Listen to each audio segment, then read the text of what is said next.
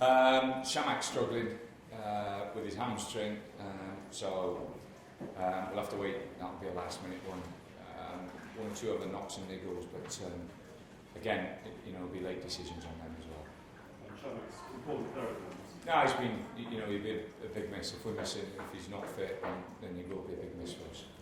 Southampton, a couple of possible England players for the summer. Yeah, I've watched him quite a few times. I think the manager's done a fantastic job there. They've got an identity to their team.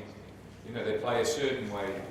It's a little bit different than most teams in the Premiership. Their rotation with the front three and the way they use their full backs is excellent. And as a coach, as a manager, you enjoy watching certain teams because you can actually see what they're trying to achieve and trying to do, and they make it very difficult for the opposition. How much of a different game plan do you have to put into play? We're at our place, and we want to be positive, and we want to make sure that we do what we think we're good at, and hopefully that'll be enough to give Southampton a good game because they are a good team. Just your view on the couple of England players on the last night from Southampton? Lallana actually went to school with my daughter, so we always look at what Adam's doing. He comes from a lovely family, very, very level-headed lad, and it's lovely to see him doing so well. Shaw, Chambers, I don't know what they put in the water down there, but they certainly produce some very, very good players. And knowing the club as I've known it, grown up in that area, they've always had experienced people behind the scenes, and experienced people in respect of the way they bring up the young players. Young players with talent need guidance, they need role models, they need people who are going to put them in their place. And I think Southampton have done excellent in respect of maintaining their scouting setup and maintaining the people in that academy who actually give the lads a good grounding, not just on the pitch but off the pitch. Those of you who don't know, Walker. I think they accept that. I think in life now you accept that Tottenham lost Bale. Tottenham are one of the top clubs in England. They've lost Bale to one of the top clubs in the world. So it happens. Talk about fines for that. Yeah, I've spoke to JT and Sham actually watching the replay. Shamak he actually did get called. So I've had a chat with Sham about that. But I've also spoke to JT and he's a great lad. Shamak is as well, and they've done fantastic for us. But we just don't want to see it. I think it's most probably the first time and the last time you'll see it. Are we talking specifically about proper times, i.e. no touch, no contact at all? Or are we talking about just that thing with the open? Well, it's the one thing I'll say, and I'll move on. It's difficult enough refereeing games of football with the pace that the players play it and the pace of the game today for the referees.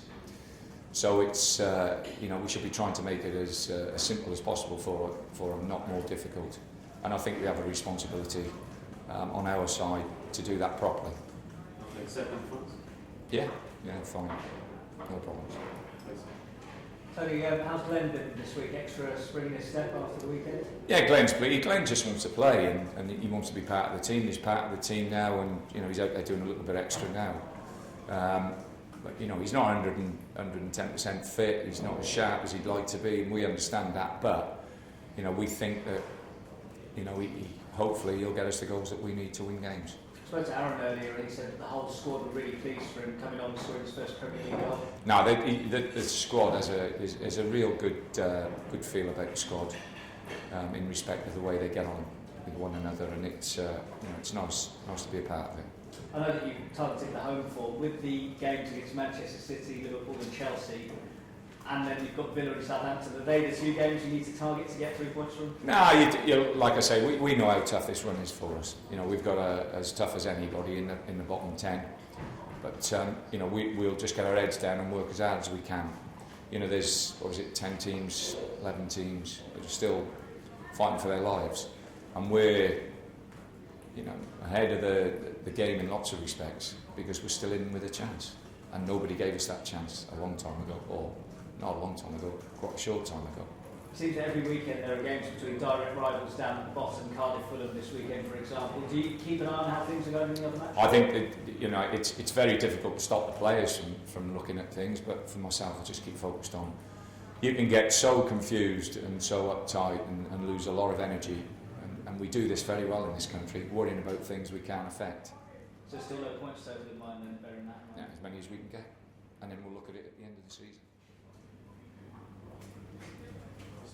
Stoke just 3 points ahead. Just in the back of your mind, get some satisfaction from getting. Nah, not at all. I've got, as I've said before, I've got great 10 years at that place was absolutely fantastic, and I wish them all the best. And there's no animosity or any bad feeling in for me anyway. They did and have done a fantastic job building that football club. Peter Coates is one of the best chairmen. I started with Norman Haywood, who was very, very good in putting certain things in my mind and grounding me, in lots of respects. And Peter is just a wonderful fella, just not in football but off the pitch as well. Just final word about Southampton. They started off as if it was almost Champions League form, but tailed off post-Christmas a little bit. So it's a good time to take it. Well, I watched them play against Liverpool. I thought they were excellent against Liverpool. Suarez and Sturridge were the difference. Apart from that, I thought Southampton were excellent, very good. Tony, just a quick one on Southampton again. Their production line of English talent has been so good over the past couple of years. Do you think it's an act which other clubs could follow to focus on the youth mentality and bring players through? Well, they've done it consistently for a long time now, so it's they haven't just stumbled over it. But like I say, I know a little bit about the club, not a lot. People have been there for years and years. And they've got a very, very good scouting setup, but also the people that work there, before you even get to becoming professionals, are very, very good lads, and they don't worry just about the technical side of it. They actually worry about the players' attitude, commitment, and responsibility. And most of the lads who have come out of that club, you have a look at them. They're good lads as well. They're not just good players. They're good lads. So they've got the jigsaw sorted out, and the pieces are in the right place. Sometimes we don't do that in this country.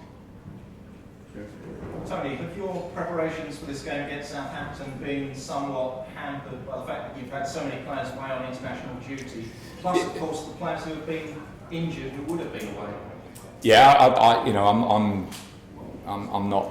As I've said before, I think I've said it before, international friendly matches are not for me. I'd have a system where clubs or Roy would have the opportunity, the chance to get his group of players together every month for 3 or 4 days at the end of every month.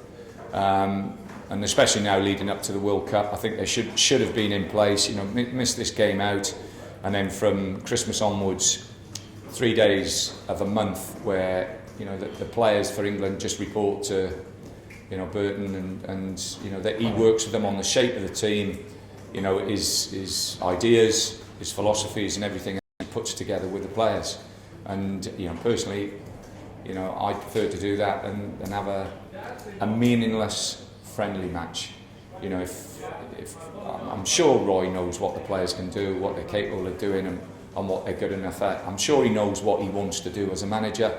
In respect that they know they're going to play, they can actually analyse the teams. The key is really just getting the lads together and getting them to believe in what we're trying to do and achieve. And you've just named, or I've just been told about the games that we have left. We have as difficult a run-in as anybody in the bottom 10, and if not more difficult. So we're going to have to get even more out of the players to get the results that we want from now until the end of the season. We know that, they know that, but hopefully we'll be able to do it. Balassi, he missed out on a starting place against Manchester United, but came back and looked very, very sharp last week. Are you hopeful that you might get the same reaction from Jason Puncher? The two wide players have worked very, very hard. I think Tom has played out there. Tom Ince, he's come into the club, and he recognises, I think, even in the first couple of games, how hard you have to work out there today, especially when you're playing against sides who keep the ball well and move their full-backs up the pitch, so they're almost playing as wing-backs. So you know, Tom's got a taste of what Yala and Punch have been doing. But it's nice to give him a break now and then, and I'm hoping that Punch will come back and have a good game Saturday. You must be very pleased with Glenn Murray last week getting his first Premier League goal. You hoping that he can get 3 or 4 more? Well, we're hoping so. We're hoping that but Glenn played well as well. It wasn't just a goal. When he came on at half time, he actually helped us turn the game around, and we certainly needed to, because someone said Swansea had something like 82% of the mind. They had 82% of the possession. I think they only had 3 shots on goal. So it wasn't as though they were absolutely pounding us, but they kept the ball well. Second half, we brought Glenn on and we looked much better and a much bigger threat. It's a bit of an old cliche, but can the fans really be the 12th man? No, they've been fantastic. They know the score. They know how difficult the running is. They know how difficult it's going to be these next 11 games.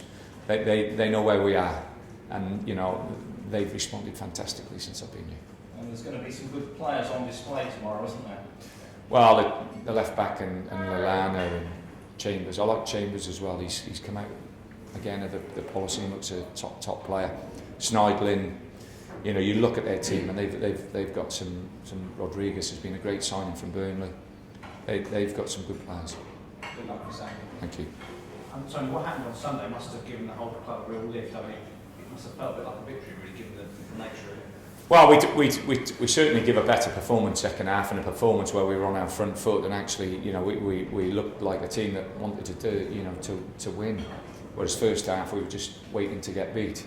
So that was a much better approach and attitude from the players. But like I say, that's what happens at times, and I take the responsibility myself for doing stuff that didn't work in the first half, and to release the players a little bit more second half was much better. What's Glenn Murray's state of mind at the moment? Obviously he's come back with a goal, but he's been out for so long, and he's had to come back into a Crystal Palace team a level up. I mean, Well, he's out there now doing extra work, so Glenn's been fine, very good.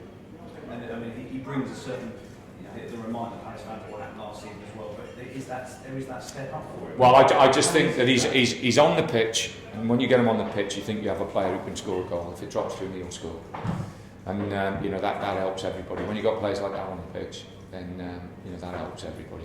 Talk about the Southampton. That you play, and that's the beauty of dealing with young players. As a manager, you've got to recognise and realise whether they're going to be good enough, and if they're good enough, get them in. Especially players who've come through the system. There's nothing better than that, because they have such an allegiance to the club they're playing for. And like I say, this club has done wonderful as well over the years, bringing kids through. So it's the way to go. But like I say, there's more than one piece to the jigsaw, and sometimes we forget that. This relegation race is so tight and kind of intense as well. It may be the teams that are doing well at the very end of the season, those that are in form come sort of at April, May, that makes the difference. How intense is that for you and for the players as well? It's going to be very up and down. What you've got to do is try and keep everybody as level as you can. You lose a few games on the bounce and just try and see it through. Okay. Sorry. Tony, where did you see the line for